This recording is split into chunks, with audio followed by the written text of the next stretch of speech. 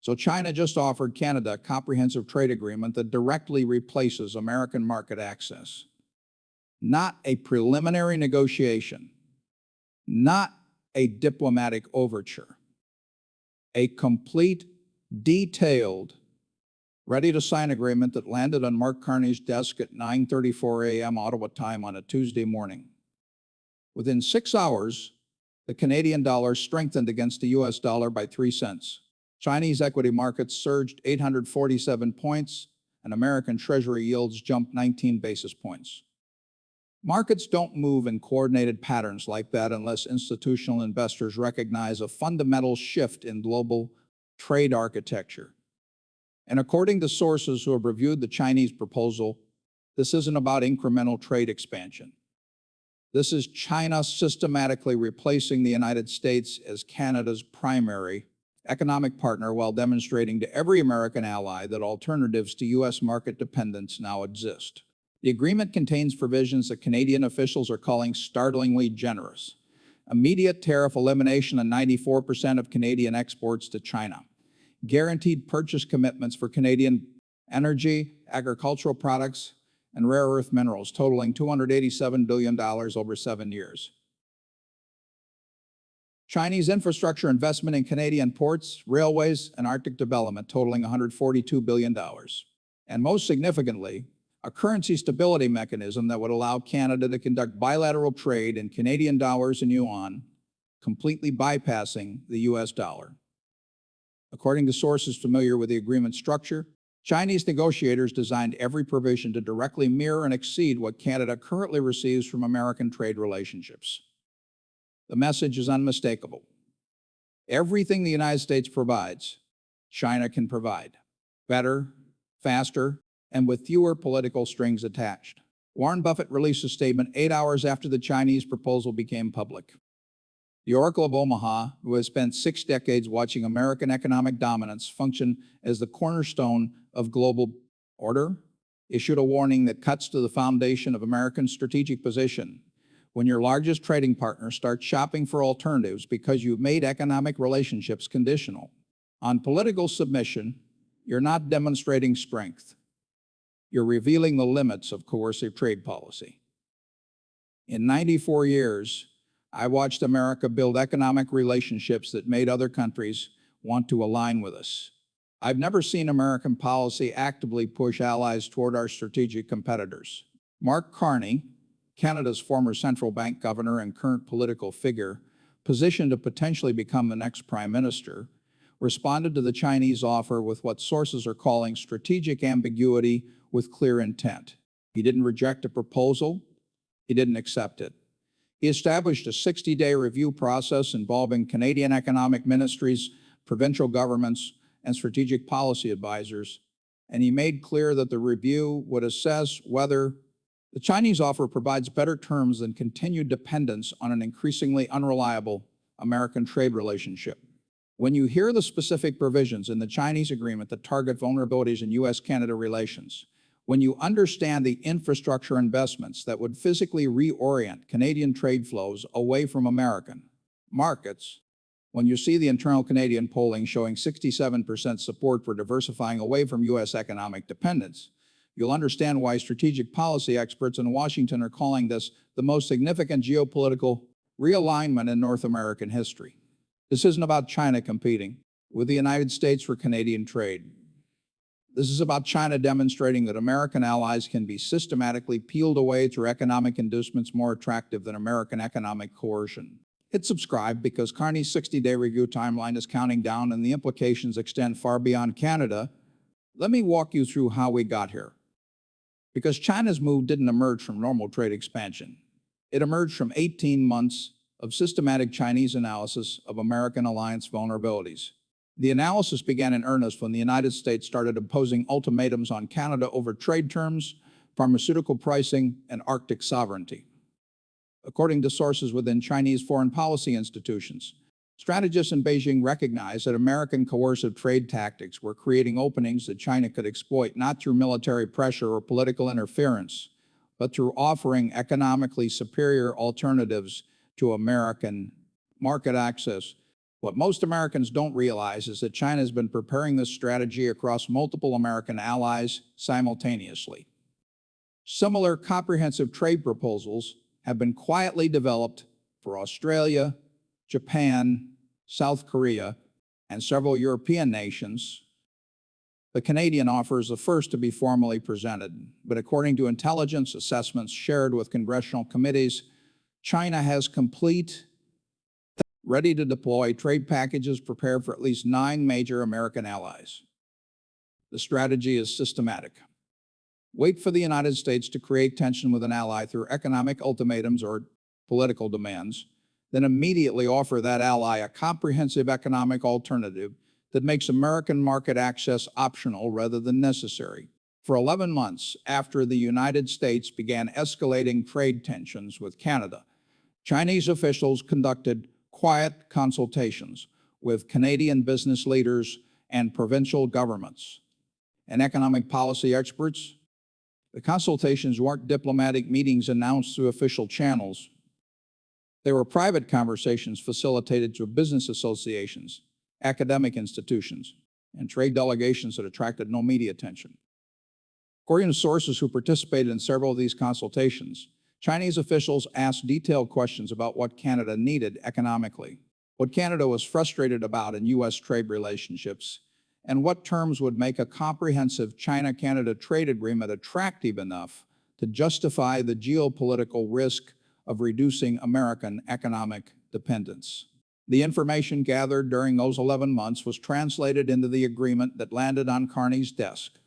According to officials who have reviewed the document, it's not a standard trade agreement filled with vague commitments and endured negotiating positions.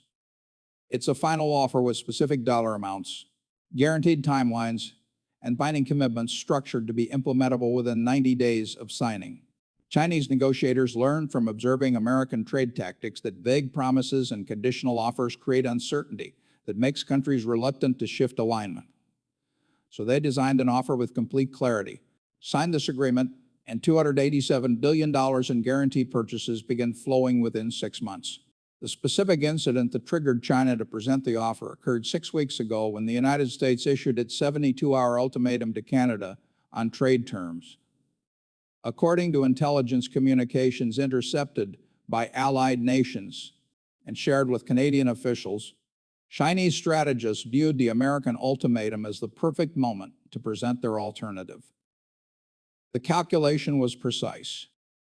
Canada is facing economic coercion from the United States. Canadian public opinion is turning against American economic dependence, and presenting a comprehensive Chinese alternative at this exact moment maximizes the probability that Canada seriously considers it rather than dismissing it as geopolitical maneuvering. What most strategic analysts missed is that Mark Carney has been preparing for this moment for 2 years. According to sources close to his policy planning team, Carney recognized early in Trump's return to office that American economic relationships were becoming transactional and unreliable. He began quietly building the analytical framework for assessing whether Canada's economic future would be more stable with diversified trade relationships that reduced American dependence. The Chinese offer didn't surprise Carney's team. They had been modeling scenarios almost identical to what China ultimately proposed.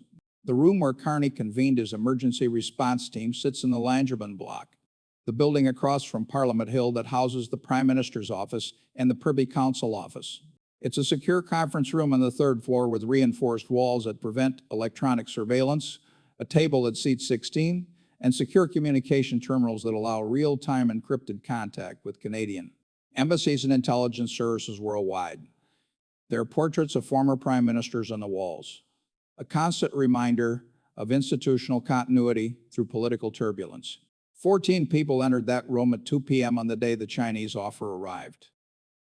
The Deputy Prime Minister, the Minister of Foreign Affairs, the Minister of International Trade, the Governor of the Bank of Canada. 3 deputy ministers representing natural resources, agriculture, and national defense. 2 senior policy advisors from Carney's personal staff, and 3 external experts, a former Canadian ambassador to China a trade economist from the University of Toronto, and a strategic policy analyst from a Montreal think tank. According to sources who were present, Carney began the meeting by placing the 247-page Chinese agreement on the table and saying, "We have 60 days to decide if this represents Canada's future or China's trap." The first hour of the meeting was spent reviewing the agreement's specific provisions. The trade economists walked through the guaranteed purchase commitments, comparing them to current Canadian export volumes. To the United States, the analysis was stark. If China fulfilled just 70% of its purchase commitments, Canadian exports to China would exceed Canadian exports to the United States within 4 years. The infrastructure investment provisions were analyzed next. The $142 billion in Chinese financing for ports, railways, and Arctic development represented more infrastructure investment than Canada had received from all sources over the previous decade. And the currency mechanism allowing bilateral trade in Canadian dollars and yuan would reduce Canadian vulnerability to US dollar fluctuations that had cost Canadian exporters billions in recent years. The Minister of National Defense raised the security implications. Accepting Chinese infrastructure investment meant Chinese companies operating critical Canadian transportation networks. Chinese financing for Arctic development meant Chinese presence in regions where sovereignty disputes with Russia and the United States were intensifying, and deeper economic integration with China meant reduced ability to align with American positions on human rights, technology restrictions, and Indo-Pacific security. According to the meeting transcript that later leaked, the defense minister said, "We're not just evaluating a trade agreement, we're evaluating whether Canada remains a Western-aligned nation or becomes a bridge between competing power blocks." Carney's response to the security concerns revealed his strategic thinking. According to sources present, he said, "The question isn't whether aligning with China has security costs.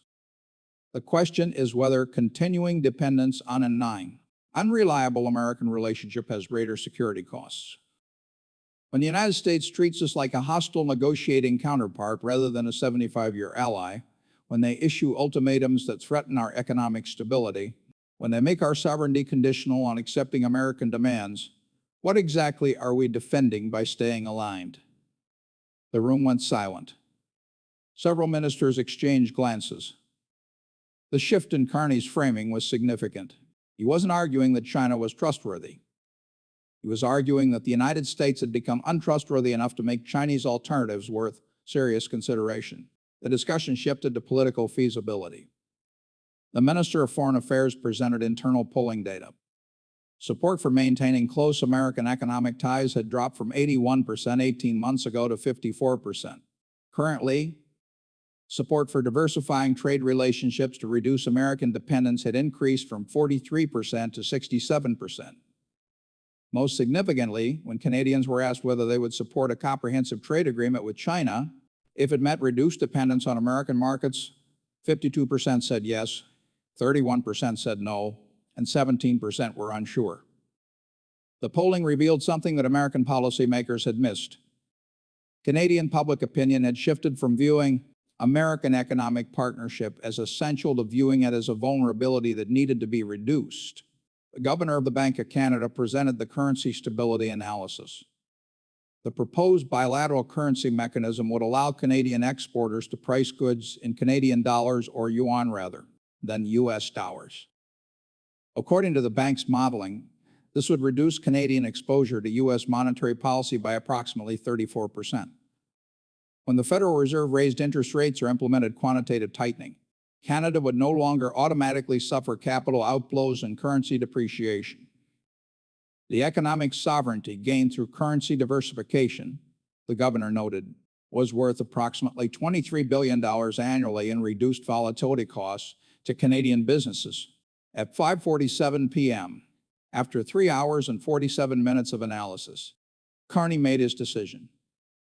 Canada would conduct a complete 60-day review of the Chinese offer, engaging provincial governments, business associations, and strategic policy experts to assess every provision. But the review would operate under a framework that reversed traditional assumptions.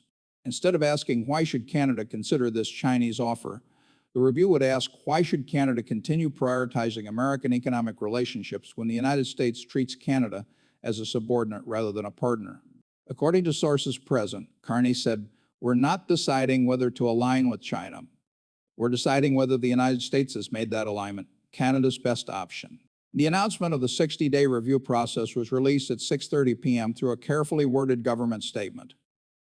The statement didn't reject the Chinese offer. It didn't criticize American trade policy. It simply noted that Canada had received a comprehensive trade proposal from China and would conduct a thorough assessment of whether the proposal advanced Canadian economic interests and strategic autonomy. The language was diplomatic. The strategic message was clear. Canada was seriously considering an alternative to American economic dependence. The immediate reaction from Washington revealed how completely American policymakers had misread Canadian frustration. Within 90 minutes of Carney's announcement, the White House released a statement calling the Chinese offer economic manipulation designed to undermine North American unity and warning that any Canadian consideration of the proposal would require reassessment of the U.S.-Canada strategic relationship. According to sources who reviewed internal White House communications, senior officials genuinely believed that threatening to reassess the relationship would pressure Canada to reject the Chinese offer. They failed to understand that from Canada's perspective, the United States was already reassessing the relationship through economic ultimatums and sovereignty demands. The Chinese offer wasn't creating the problem. It was offering an alternative to a problem the United States had created. Financial markets responded with immediate repricing of North American integration assumptions. The Canadian dollar strengthened 3 cents against the US dollar within 6 hours as currency traders recognized that China's guaranteed purchase commitments would create sustained demand for Canadian currency. Chinese equity markets surged 847 points as investors calculated the strategic value of establishing China as Canada's primary economic partner. American Treasury yields increased 19 basis points as bond markets priced in the possibility that Canada would reduce holdings of U.S. Treasuries to diversify reserves toward yuan and other currencies. Behind closed doors, panic spread through American corporate boardrooms and government agencies.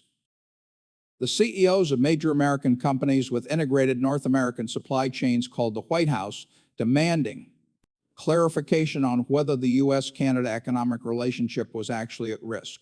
According to leaked call summaries, they were told that the administration was confident Canada would reject the Chinese offer because they need us more than we need them. That assessment, according to executives familiar with actual trade flows, was catastrophically wrong. Canada could replace American market access through the Chinese agreement. The United States could not easily replace Canadian energy, rare earth minerals, and critical manufacturing inputs that cross the border daily.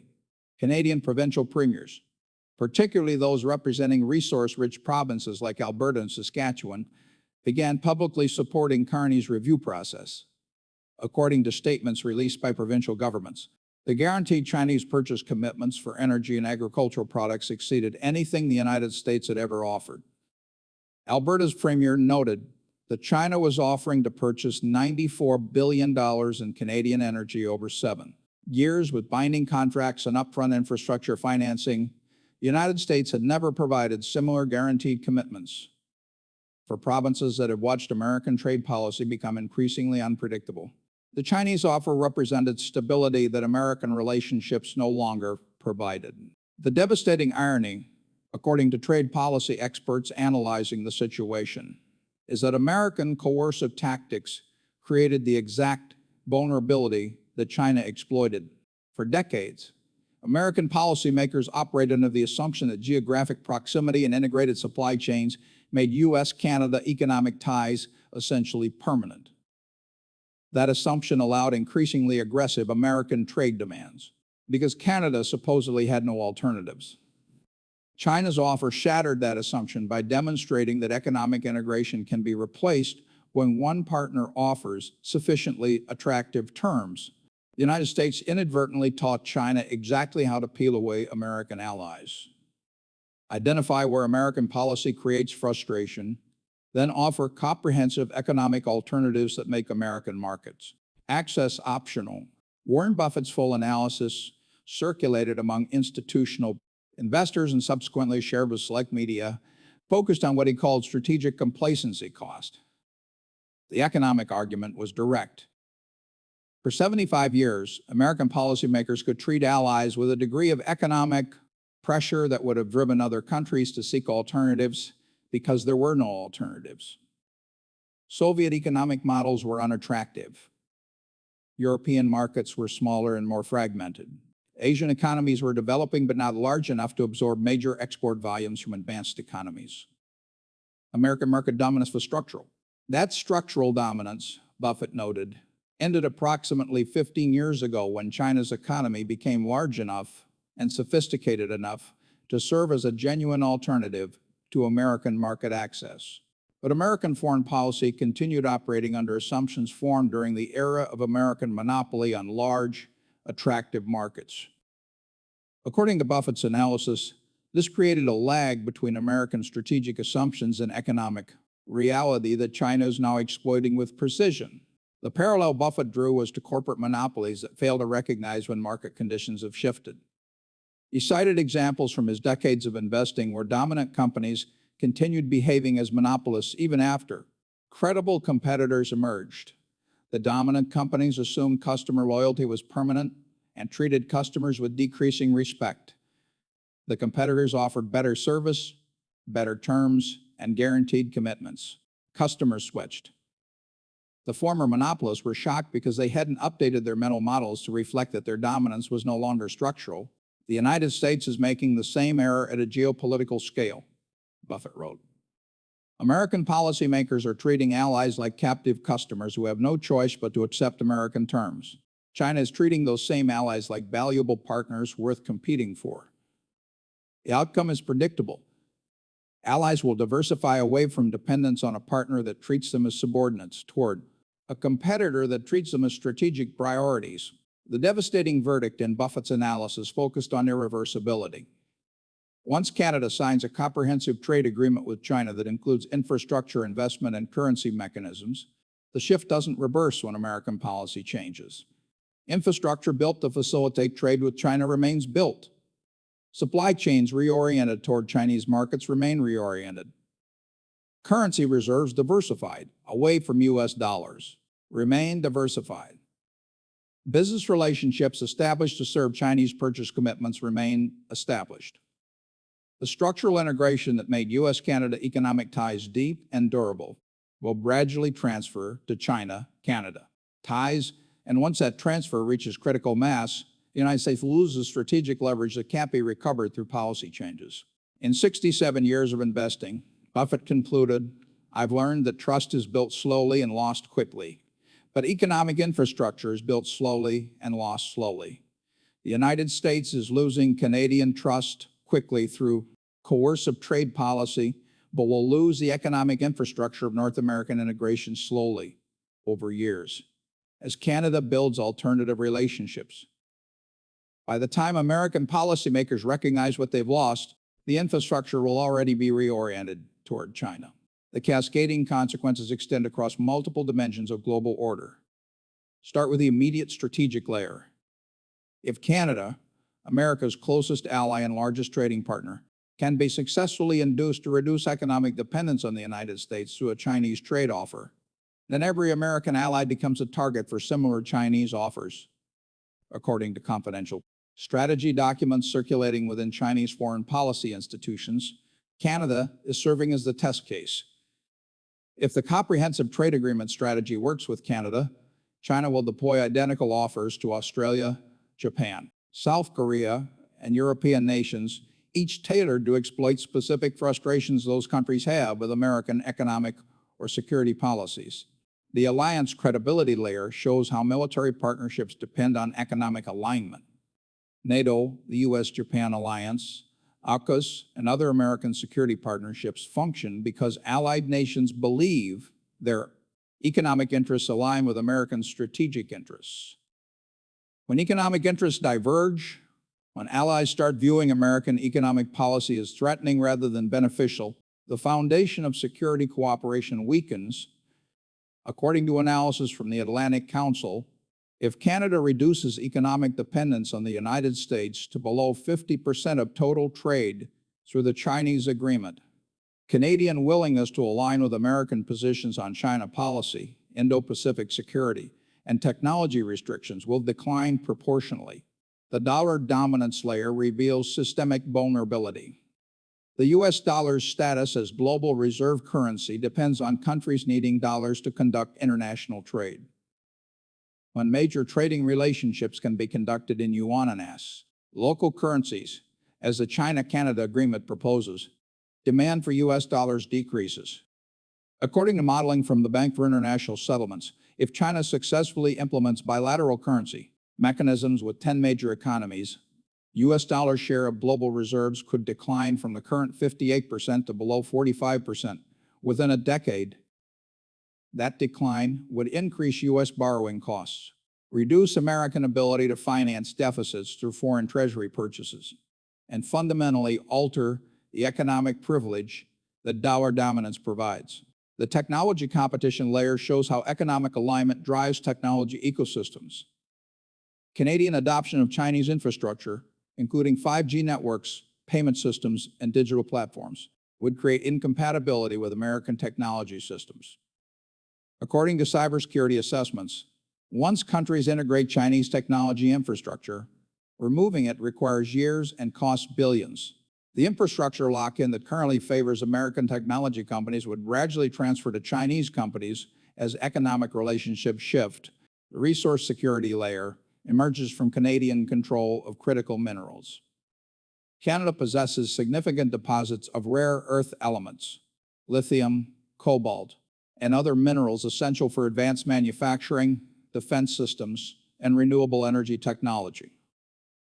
Currently, American defense contractors and technology companies have privileged access to Canadian resources. If Canada signs a comprehensive trade agreement with China that includes resource export commitments, Chinese companies gain access to resources that American strategic planning assumed would remain available. The shift doesn't just affect commercial supply chains. It affects military supply chains for advanced weapons systems, the precedent layers where long-term order collapse becomes visible. For 75 years, the American alliance system operated on the assumption that allies accepted American leadership because the benefits of American economic access and security guarantees exceeded the costs of American demands. China's Canada strategy demonstrates that American demands have started exceeding American benefits for some allies. If China can successfully offer better economic terms than the United States while requiring less political subordination, the entire logic of American alliance leadership breaks down. Allies stop viewing American security guarantees as valuable if the economic cost of alignment exceeds what competitors offer. For the 45 to 75 demographic, the ones who built their understanding of global order on American economic and military dominance, China's Canada move represents a fundamental challenge to assumptions that have held for their entire lives. According to focus group research, voters in this age range are divided between those who view the Chinese offer as a threat that must be countered and those who recognize it as a rational Canadian response to American policy failures. The divide isn't primarily partisan. It's between those who believe American dominance is permanent regardless of policy and those who recognize that dominance requires maintaining relationships that allies value. The compounding effect manifests in how other allies are watching Canada's decision. According to diplomatic reporting from American embassies, officials in Australia, Japan, and South Korea have quietly requested information about the specific terms China offered Canada. They're not requesting the information to condemn the offer. They're requesting it to assess whether similar terms would make Chinese economic partnership attractive enough to reduce their own American economic dependence. China's strategy isn't just about winning over Canada. It's about demonstrating to every American ally that alternatives exist, are comprehensive, and are available. What we are watching is a systematic testing of whether American economic and strategic dominance can survive when a competitor offers allies better economic terms with fewer political demands. The 60-day review Carney initiated the $287 billion in guaranteed Chinese purchases, the $142 billion in infrastructure investment, the 67% of Canadians supporting diversification away from American dependence. These are not just numbers. They are the variables in an equation that will determine whether American alliance leadership remains structural or becomes optional when allies have attractive alternatives. Warren Buffett, who has watched American economic dominance function as the foundation of global order for 94 years, is now warning that dominance built on structural monopoly cannot survive when that monopoly ends. China's economy is large enough, sophisticated enough, and organized enough to serve as a genuine alternative to American market access. American policy that treats allies as subordinates who have no alternatives is revealing that alternatives now exist.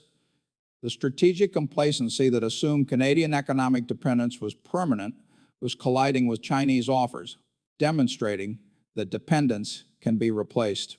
Mark Carney's 60-day review will determine whether Canada becomes the first major American ally to systematically reduce economic dependence through comprehensive partnership with China. But the review's outcome matters less than the fact that it's happening at all. The review itself signals to every American ally that alternatives to American economic relationships are being seriously considered by countries that have been deeply integrated with American systems for generations. That signal changes calculations in capitals worldwide about whether maintaining American alignment remains strategically optimal. The damage is compounding through the preparation and positioning happening during the 60-day review period. Canadian provinces are negotiating specific terms with Chinese companies for resource purchases and infrastructure investment. Chinese financial institutions are establishing lending facilities to support the rapid implementation that would be required if Canada signs. American companies dependent on Canadian inputs are developing contingency plans for supply chain disruption. And allies watching the process are conducting their own internal assessments of whether their economic futures might be more stable with reduced American dependence. We are 60 days away from a decision that will either preserve North American economic integration or demonstrate that integration can be replaced when one partner offers sufficiently attractive alternatives. The choice Canada makes will reverberate through every American alliance relationship as allies reassess whether American economic and security partnership remains more valuable than what competitors can offer. This is not a typical trade negotiation. This is the moment when decades of American strategic complacency about alliance relationships collides with Chinese strategic patience in building comprehensive alternatives. The outcome will determine whether American global leadership remains structural or becomes conditional on maintaining relationships that allies choose to value rather than relationships allies are forced to accept.